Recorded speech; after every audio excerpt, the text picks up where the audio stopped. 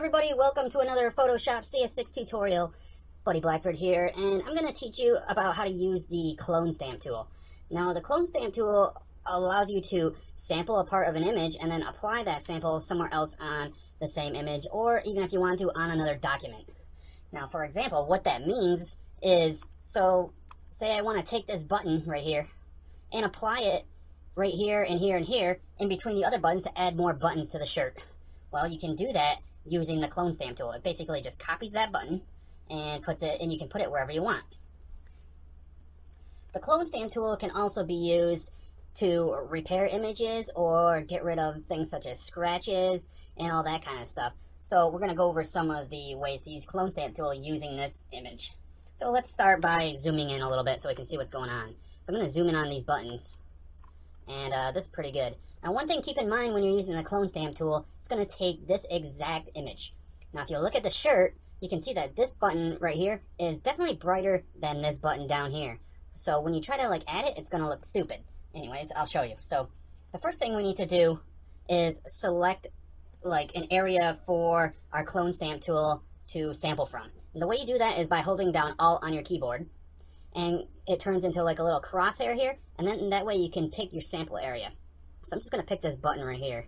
Actually, I'm going to pick the top button so we can show you what I'm talking about with the lighting and everything like that. So just hold down the Alt button and click, and it'll have the area sample for you, and you can see that now it turns into a button. The next thing you need to do is come up to your brush and pick your brush, pick a size, and make sure that your hardness is up at 100% if you want the whole entire button to show. If you move the hardness down, for example, I'll move it down to 0, the button looks faded and blends in more with the actual image instead of standing out as its own button. So here it is at 100%, and you can see it's way more defined. So that's how you do that. You can increase your brush size as well to get more of the sample area. So that's how that works. I'm going to lower my brush size back to, let's see, somewhere around, just so that the button is showing. So about this, I got 20 pixels here. So all you need to do now is click, and it'll place the button. And you can see there it has placed the extra button in the area. Now, what I was talking about earlier with the lighting and everything, let me go place this button down here next to this one. Now, obviously, that doesn't look right. It doesn't look like it belongs. So what you need to do is just sample one of these other buttons near it and put that down there like that. And now it looks like it actually belongs in the picture. Now, some other things I'd like to show you have to deal with this top menu bar up here with the different ways that we can use our clone stamp tool. Okay, we've got our different blending modes here to show how the clone stamp tool or the stamp that you put down blends in with the other, or blends in with the original image. Now, if you don't know about blending modes and what they do, check out my tutorials on blending modes. It's like a 3 or 4 part tutorial where I explain each one in depth and show you in pictures how they work. We've got our opacity here, which obviously toggles the transparency of what you're putting down. So if I go down to 0, it's pretty much, I click there to put down my clone, or to put down my stamp, and nothing happened because the opacity was at, well, it's at 1%. You can't even see it. If I put it at around 50% and I click, you can see that it barely shows up. So I'm going to go undo those moves so I don't have a bunch of random buttons hiding in the background there. The next button that I want to go over is this align button here.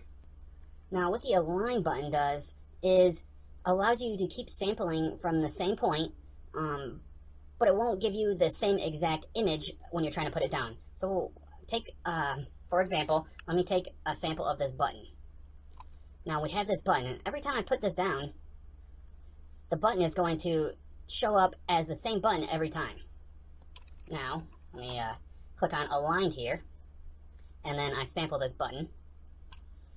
Now I set this button down, and now the image is going the same, so the button here is the same exact point here. But as I move away from the button that I set down, it's also picking up the same distance away from the original button. So if I move over a little bit, you're going to be able to see this little seam. And there's the seam right there. And if I start painting, you'll be able to see the seam and what I'm talking about. So you can also hold down when you're doing this. So that's what the aligned button does.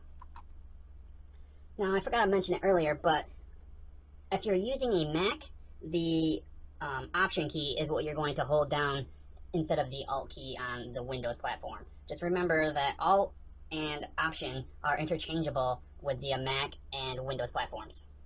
So now I want to show you like another way to use this, and that'd be like cleaning up like scratches or anything in there. So I saw this table in the back that has this line going through it, and your client wants you to make it just one table, so it's not all like coming through. So what I'm going to do is make sure a line is on, and I'm going to sample the table, and then all I'm going to do is hover over top of it and just start dragging, and you can see it goes way too far. I need to back up, and I need to sample up here closer to the top, get the edges aligned. Now I can start dragging, and now see next to my cursor you can see a little plus sign. That's where you're sampling from. And now I'm just going to have to lower my brush size down a little bit and get this little area here. Let's see if I can get it so it looks somewhat decent. Back up a little, let me back up here a little bit more. So now you can see that the table has been somewhat fixed. Now we're going to have to add some, like, maybe some blur to it so it blends in a little bit better.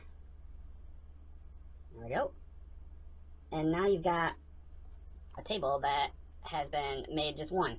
And you can kind of see how, I might have to blur this a little more to get a better effect looking, so it doesn't look like there's a painted streak in there, but just mess with that. And for the most part, when you're working with stuff in the background, everybody's going to be focusing on the focal point of the image, and they're not going to notice that kind of stuff in the background. So just keep that in mind when you're working with it, and you don't have to worry too much about blurring as much if you have something in the background. Now, if I was to do something like that right in the foreground, you want to get it as perfect looking as you can.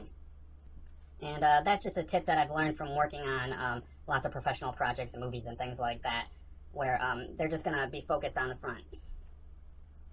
So that's a basic introduction of the clone stamp tool and how you would use it in like a real image. So take that knowledge, and then I'll be doing a more advanced clone stamp tool tutorial later on that shows you how to use different options and use different source points and things like that, which will make more sense when I get into the actual tutorial. So thanks for watching this one, and keep up with the tutorials to figure out when the next clone stamp tool advanced tutorial is coming up. So thanks a lot, and have a good day, everybody.